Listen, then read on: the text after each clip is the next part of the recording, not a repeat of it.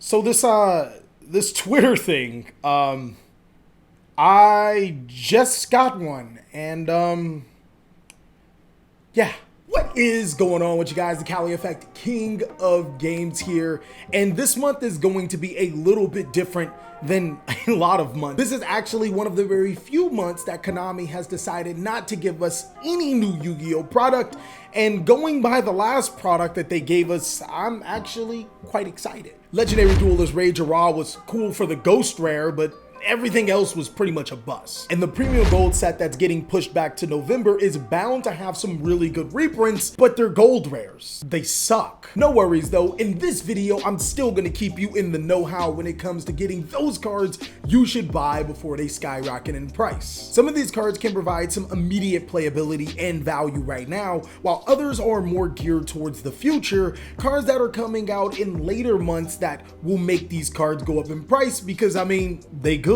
So of course, if you want to see more videos like this, then be sure to destroy that subscribe button, but also post down below in the comment section what are some other cards that you think us as the Too Strong community should buy before they skyrocket in price. I mean, I'm pretty sure there's more than what I'm going to list. Oh, also one more, if y'all can help me with this Twitter thing, that'd be yeah.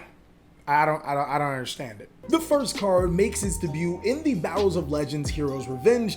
At the time of pulling the cards together, this card was sitting at an $8 price tag, and now it's getting up more towards the $10 range. While Cyframe Lord Lambda is secretly one of the most expensive cards in the Battles of Legends set, it's also the most playable card inside of that set in this current format. Currently, the go-to hand trap is Cyframe Gear Gamma, a card that I've already told you plenty of times you should buy, yes, even the rares. It being one of the few hand traps that can negate the activation of cards and destroy them, with its only drawback being that you can't have any monsters on your side of the field when you activate this card's effect. Think again. Cyframe Lord Lambda literally mitigates that requirement, allowing you to be able to spell summon other Cyframe Gear monsters to your side of the field even while you control monsters. Cyframe Gear Gamma is a complete blowout in today's Yu-Gi-Oh!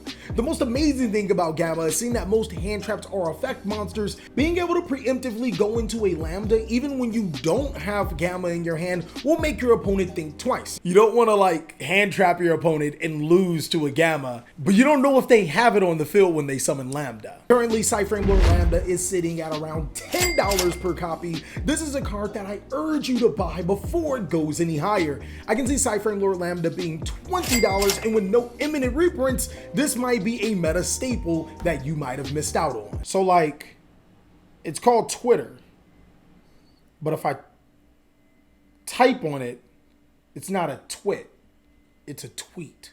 So are multiple tweets, are they tweets or twits? Twix.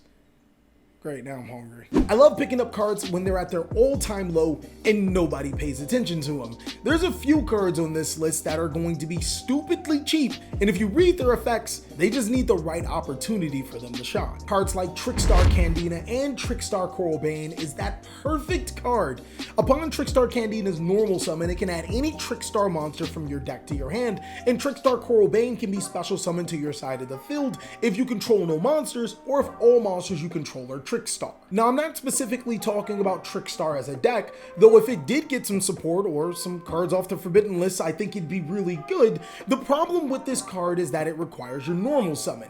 Well, there are some really good decks in Yu-Gi-Oh! That don't necessarily need the normal summon or can use this card as the perfect candidate for its normal summon, like the Shadol deck profile that I made. Using Trickstar Candina as its basis of a normal summon has proved the card's versatility and definitely made me hit that buy button on a few copies myself.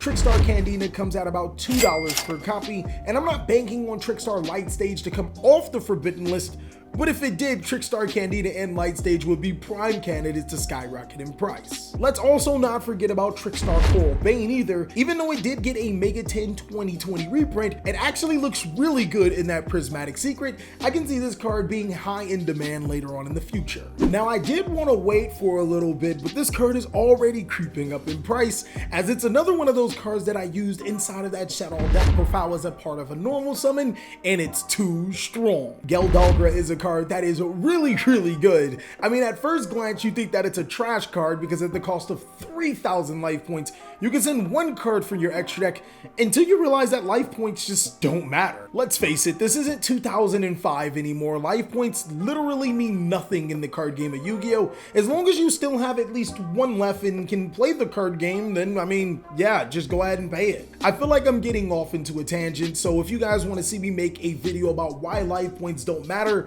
a subject that I often flip-flop about depending on what the format is, then go ahead and destroy that like button and let us down below in the comment section below. But back to the subject, Geldogger's effect can naturally be activated twice, meaning that you can send cards from your deck to the graveyard like El Shaddai Apkalon, which will give you a free Shaddai Search, or your Dogmatica Titaniclad, which is really important for the deck. If you're actually playing a Dogmatica Shadow strategy, then Geldogger is probably the perfect card because you can immediately use it into a Solomon Great Owl Mirage and then a Secure Gardener, which means that your 2,000 life points are pretty protected, at least for the time being. Currently, Geldogger only has one printing. I believe it's from the Ancient Prophecy set, and it sits at about $6. If this card doesn't receive any type of reprint in cards that like to be sent from the extra deck to the graveyard, I mean, I don't know. There's Elder Entity Entis, Titaniclad, El Shaddai Apkalon, totally awesome, Herald of Arclight. There's only to reason that Konami will soon print even more cards that have effects when sent from the extra deck to the graveyard,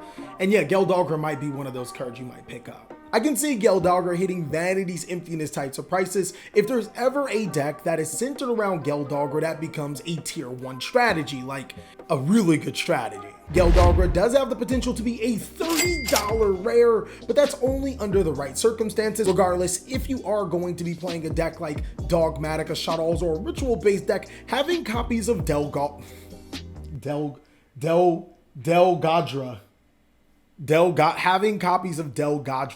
having copies of Geldogger might help. A card that I talked about in tech cards that will win you games was Surraveously Ascendant. Surraveously Ascendant is actually a pretty good replacement for Call by the Grave right now. With the meta consisting of Effect Veiler and Infinite Impermanence, Surraveous can literally protect your monsters from card effects and allow you to pop off with your plays. It doesn't hurt that Surraveous can be searched from your deck to your hand with a Herald of Arclight effect that you could use Geldogger to send to the graveyard, but I mean, we doing too much, aren't we? Connecting the dots for conspiracy theories. TheCaliEffect is going there. Again, I would like to point out that Surraveous does have a really good monster effect. I just don't know it because I don't think anyone has ever used it. Fortunately for us, I do a really good job at editing, so now you know what Surraveous effect does. Go ahead and let me know what it does, because yeah, reading is hard. Surraveously Ascendant at its lowest price for an ultra rare is $1.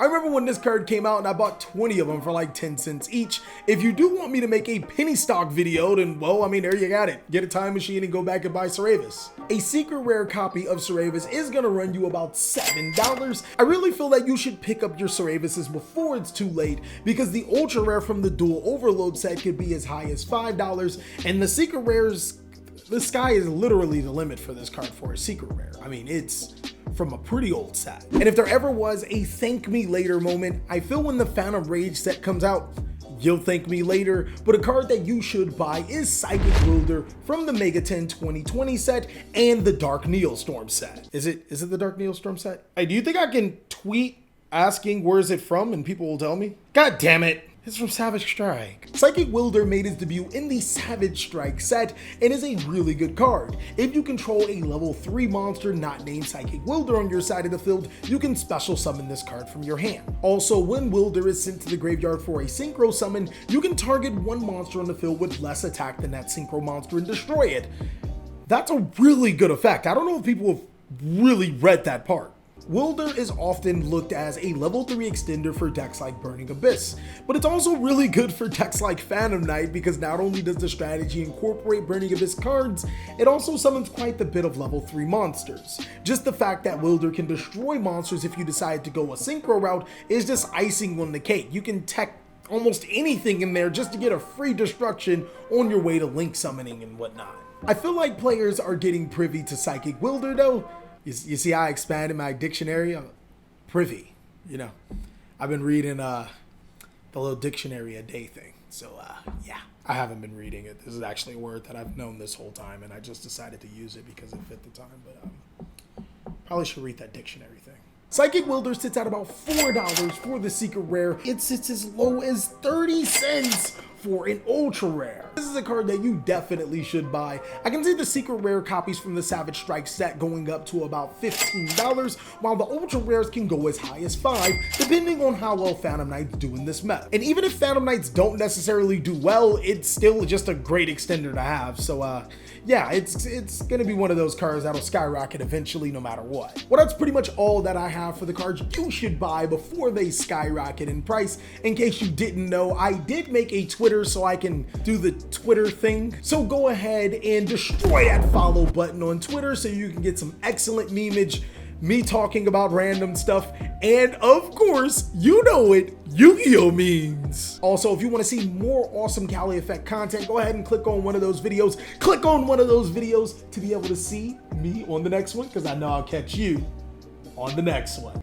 But if I see you on the next one, I caught you on the... All right, we're not going to Twilight Zone this.